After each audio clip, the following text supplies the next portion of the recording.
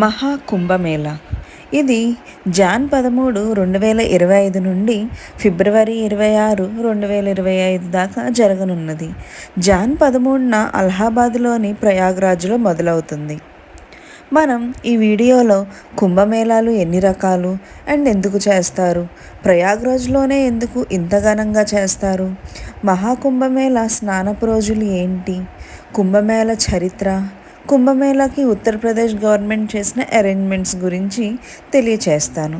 మరి ఇంకెందుకు ఆలస్యం, వీడియోలోకి వెళ్ళిపోదామా? ఈ మహాకుంభమేళా ప్రపంచంలోనే అతిపెద్ద గ్యాదరింగ్. సుమారు ఒక 30 నుండి 40 కోట్ల మంది వస్తారు అని అంచనా వేస్తున్నారు. ప్రపంచ నలుమూలల నుండి ఎంతోమంది జనం తరలి వస్తారు. కుంభమేళా ఎంతో కనువిందుగా భక్తి పార్వశ్యంతో ప్రజలందరూ మైమర్చిపోయే అంత ఘనంగా ఉంటుంది. అసలు ఈ కుంభమేళాలు ఎన్ని రకాలు? కుంభమేళాలు 4 రకాలు: కుంభమేళా, అర్ధ కుంభమేళా, పూర్ణ కుంభమేళా అండ్ మహాకుంభమేళా. కుంభమేళా, అర్ధ కుంభమేళా, పూర్ణ కుంభమేళా మనకి ఒకటో రెండో సార్లు చూసే అవకాశం ఉంటుంది.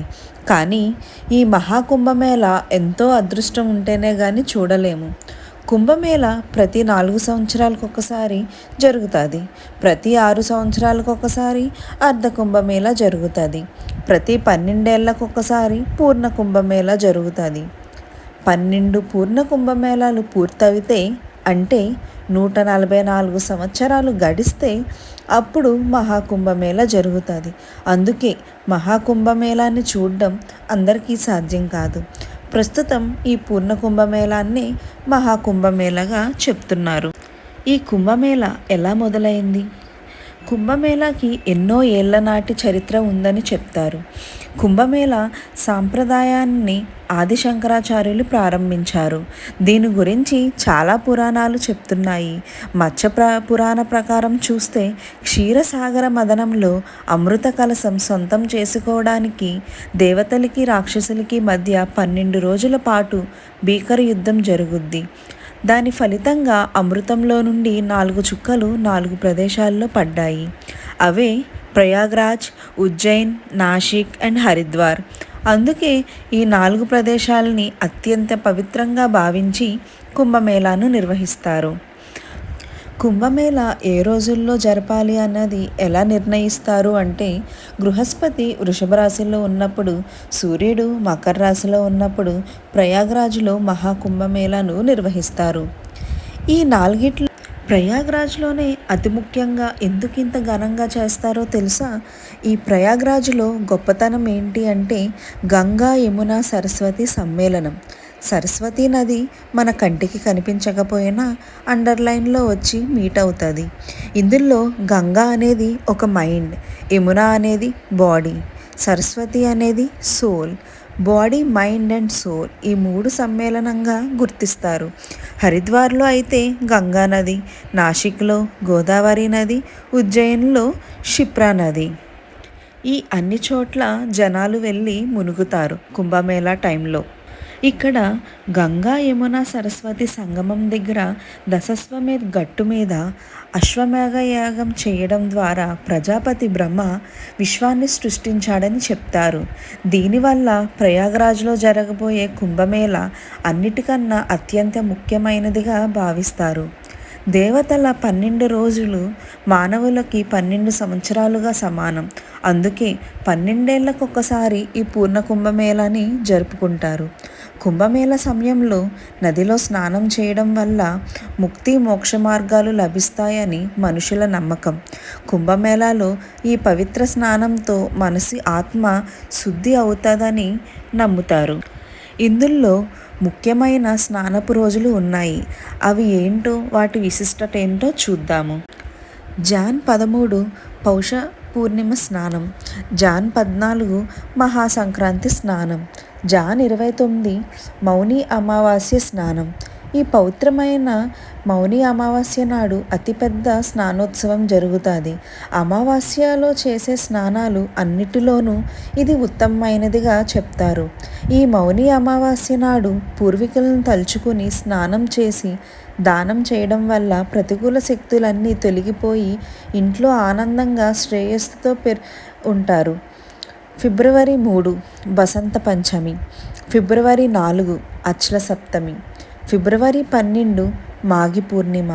ఈ రోజున పూర్వీకులను తలుచుకుని స్నానం చేసి దానం చేయడం వల్ల కోరికన్న కోరికలు అన్నీ నెరవేరి మోక్షం లభిస్తుందని చెప్తారు. మాఘ పూర్ణిమ నాడు చంద్రుడు తన నిండు పున్నమి వెలుగుతో ప్రజలు బాధను తొలగిస్తాడని నమ్మకం. ఫిబ్రవరి 26 మహాశివరాత్రి. శివపార్వతులను తలుచుకుంటూ ఈ మహాశివరాత్రి వేళ ఉపవాస దీక్షలు చేస్తారు. ఈ సమయాల్లో స్నానం చేసిన వారికి చంద్రుడు అండ్ తదితర గ్రహాల అనుగ్రహం లభిస్తాయని నమ్ముతారు. అంతేకాకుండా ఎంతో ఆరోగ్యకరమైన జీవితాన్ని గడుపుతారని నమ్మకం. ఈ మకర సంక్రాంతి రోజున చేసే దానం వల్ల పునర్జన్మ తర్వాత కూడా శుభ ఫలితాలు వస్తాయని నమ్మకం. నువ్వుల నూనెతో స్నానం చేయడం, నువ్వులను నీళ్ళల్లో కలపడం, నువ్వులతో హోమం చేయడం, నువ్వులతో చేసిన పదార్థాన్ని తినడం, నువ్వులని దానం చేయడం వల్ల అద్భుత ప్రయోజనాలు ఉంటాయని పురాణాలు చెప్తున్నాయి. మహాకుంభమేళ సమయంలో నదిలో స్నానం చేయడం వల్ల అనేక ఆరోగ్య ప్రయోజనాలు కలుగుతాయని, అదేవిధంగా రోగాలు, వ్యాధులు, పాపాల నుండి విముక్తి కలిగిస్తుందని చెప్తారు. అదేవిధంగా భక్తులకి ఆత్మవిశ్వాసాన్ని పెంచుతుందని అంటారు. ఈ మహాకుంభమేళ పౌష పూర్ణమి నాడు మొదలయ్యి మహాశివరాత్రి రోజున ముగుస్తుంది. ఈ టైంలో ఇక్కడ చాలా విజ్డమ్ షేరింగ్స్ జరుగుతాయి, సెర్మనీస్ జరుగుతాయి, ట్రెడిషనల్ ప్రాసెసింగ్స్ ఉంటాయి, అకారా అనే ఊరేగింపు ఉంటుంది. ఇందులో నాగసాధువులందరూ ఒక గుంపుగా ముందుకు సాగుతారు. దీనికి ముఖ్యంగా నాగసాధువులు ఎక్కువగా వస్తారు. వాళ్ళనే మనం శివులు భక్తులు అని అంటారు. ఇంకా అఘోరాలు వస్తారు. ఈ సాధువులు ఆ నదిలో మునిగితే షాహి స్నానం అని అంటారు, అంటే రాయల్ బాత్ అని కూడా అంటారు. ఈ నాగసాధువులు ప్రపంచానికి దూరంగా ఉంటారు, మెటీరియల్ ప్రెషర్స్కి దూరంగా ఉంటారు, కేవ్స్లో ఉంటారు. ఈ టైంలో అందరూ బయటకు వచ్చి ఆ నదిలో మునిగి వెళ్తారు. మనం అక్కడికి వెళ్తే చాలా అద్భుతమైన అనుభూతిని కలుగుతుంది. అసలు ఎప్పుడు మొదలైంది ఈ కుంభమేళ? ఈ పద్ధతిని శంకరాచార్యుల వారు ప్రవేశపెట్టారు అని చెప్తారు. హ్యూన్సాంగ్ అనే చైనీస్ బుద్ధిస్ట్ మాంక్, తను ఒక ట్రావెలర్. తను ఇండియాకు వచ్చినప్పుడు ఆయన దీని గురించి ప్రత్యేకంగా ఒక పుస్తకాన్నే రాశారు. ఈయన 664 ADకి సంబంధించిన మనిషి.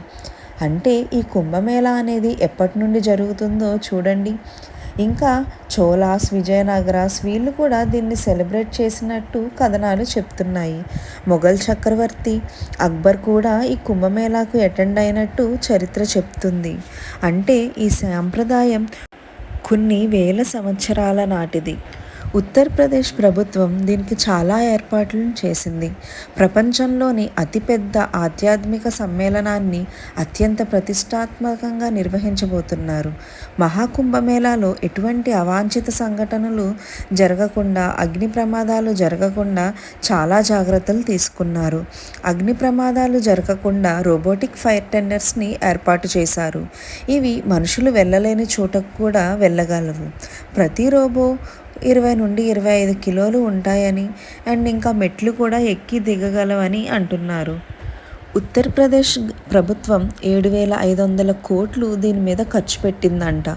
ఈ ప్రయాగ్రాజ్లో జరిగే కుంభమేళా వల్ల దాదాపు 2 లక్షల కోట్ల ఎకనామిక్ యాక్టివిటీ జరుగుతుంది. ఇక్కడ 67,000 కొత్త స్ట్రీట్ లైట్స్ని అండ్ ఇంకా 400 కిలోమీటర్లు టెంపరీ రోడ్స్ని నిర్మించారు. 23,000 సీసీ కెమెరాస్ని ఫిక్స్ చేశారు. ఈ ఫస్ట్ టైం కుంభమేళాలో AI సర్వేలెన్స్ని యూజ్ చేస్తున్నారు. భక్తులకి ఇబ్బంది కలగకుండా 1.5 lakh టాయిలెట్స్ని నిర్మించారు మేళా జరిగే చోట. ఇక్కడ 10,000 మంది స్వీపర్స్ని అపాయింట్ చేశారు ఎప్పటికప్పుడు క్లీన్ చేయడానికి. ఇది ఎంతోమందికి ఉపాధిని కూడా కల్పిస్తుంది. 2019లో జరిగిన కుంభమేళాకి సుమారు 25 కోట్ల మంది వచ్చారంట. అప్పుడు దానికి 3 గిన్నీస్ వరల్డ్ రికార్డ్స్ కూడా వచ్చాయి. ఒకటి largest traffic and crowd management, ఒకటి largest sanitization management and largest waste disposal. ఈసారి కూడా అన్నీ సక్రమంగా జరిగేటట్టు అక్కడ ప్రభుత్వం ప్లాన్ చేస్తుంది. ఇంకా ట్రైన్ విషయానికి వస్తే దాదాపు 13,000 ట్రైన్లు వేశారు ఈ కుంభమేళా చోటుకు వెళ్ళడానికి. ఇవండి ఈ 2025 జనవరి ఫిబ్రవరిలో జరగబోయే మహాకుంభమేళా చరిత్ర విశేషాలు. ఈ వీడియో మీద మీ అభిప్రాయాన్ని తెలియచేయండి. శుభమస్తు.